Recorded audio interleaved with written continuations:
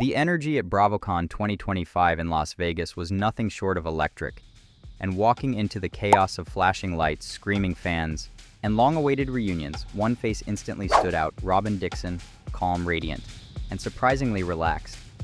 After years of high-pressure appearances and heavy storylines on the Real Housewives of Potomac, she showed up to the convention with nothing to promote, nothing to defend, and nothing weighing her down. For the first time in a long time, she wasn't carrying a storyline, she was simply living in the moment. And that freedom set the tone for everything she shared. As she soaked in the convention atmosphere, Robyn admitted that this year felt different. In past conferences, she remembered running from one commitment to another, holding the weight of an entire season on her shoulders. But now, this time she felt liberated. With no cameras chasing her down hallways, no castmate arguments waiting backstage, and no Bravo obligations dictating her time, she was finally able to enjoy herself.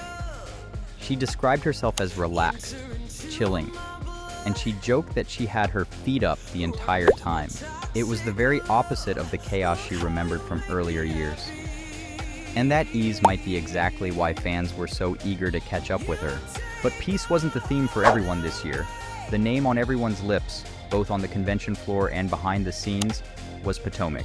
With Wendy Osefo making her public return and Karen Huger stepping back into the spotlight after her release from prison, the fandom was buzzing. And Robyn, who had left the franchise before these explosive events unfolded on camera, found herself in an unusual position. For once, she was watching the messy drama from the outside, and she admitted she absolutely had FOMO. Even though she wasn't part of the cast when the legal issues erupted, she made it clear she would have had a lot to say, especially when it came to Karen Huger. During her final season, Robyn could feel that Karen was avoiding accountability, dodging questions, and refusing to open up about the troubles she was facing. And for Robyn, who prides herself on transparency, that was never going to fly. She said that had she still been on the show, she would not have let Karen off that easy. Now that Karen has served her sentence and publicly re-entered the group, Robyn sees something different. She genuinely believes that next season, Karen will have no choice but to address everything head-on. The prison time, the addiction, the secrecy, and the impact it had on the people around her. And interestingly, she believes the other women will be ready to support her despite the past drama. Her perspective was surprisingly empathetic. She talked about how serving time and facing one's demons can be transformative, even freeing. But the moment that truly stunned fans, and even Robyn, came when Bravo dropped the now iconic mid-season trailer. In it, Karen Huger sat down with Andy Cohen and finally uttered the sentence fans had been waiting 10 years to hear. "Let me tell you about my addiction." For over a decade, viewers, castmates, and even production sensed something was off, yet the topic remained off-limits.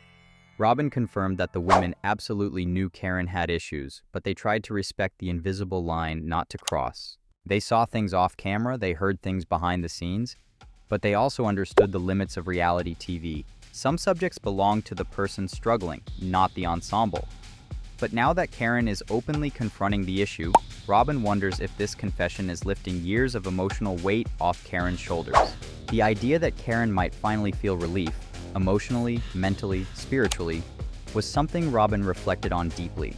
She hopes that speaking openly about the addiction, combined with any treatment or rehab Karen may have undergone, will allow her to move forward in a healthier, more honest way. And one thing was clear: whether fans love or hate Karen, this next chapter is guaranteed to redefine her storyline forever. But prison stories and addiction confessions weren't the only major Potomac-related headline at the convention. There was also the not-so-small matter of the Reasonably Shady legal battle, a battle that somehow managed to involve none other than Eminem. Yes, the Eminem who sold millions of records worldwide. Yes, the Eminem whose persona was built around the word shady. And yes, the same Eminem who decided that the podcast name Robyn created, Reasonably Shady, was stepping on his brand. Robyn laughed about the absurdity of it all. "How does he own the word shady?" she asked. And honestly, most fans agree with her. She believes the lawsuit is less about Eminem himself and more about lawyers trying to rack up billable hours. But one thing she won't budge on is the name, a name she proudly came up with. She still loves it, still stands behind it, and still insists it describes everyday conversation, not a rap icon. She even joked that if anyone should sue them, it should be Bravo, since shady is practically the network's signature tone. And then came the shocker no fan saw coming. Monique Samuels returning to the Real Housewives of Potomac.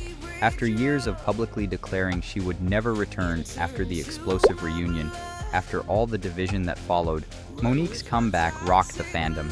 But Robyn, surprisingly, was delighted. She said it reminded her why no one should never say never when it comes to reality TV. People grow, people change, and sometimes people simply change their minds. And while Robyn and Monique have a complicated history, she genuinely seems happy to see Monique in a better mental and emotional space, ready to embrace the show once again. But this raised one huge question, one every Potomac fan has been asking since the moment Robyn was let go.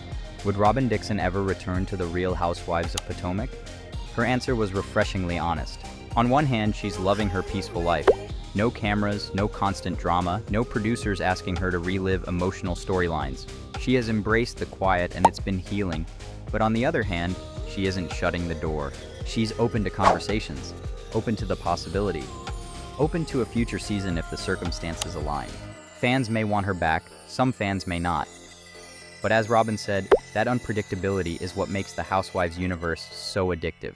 For now, she's simply enjoying BravoCon 2025, the most stress-free version she has ever experienced. No drama to survive, no battles to fight, no storylines to defend, just smiles, laughter, and a little bit of shade. The reasonably shady kind.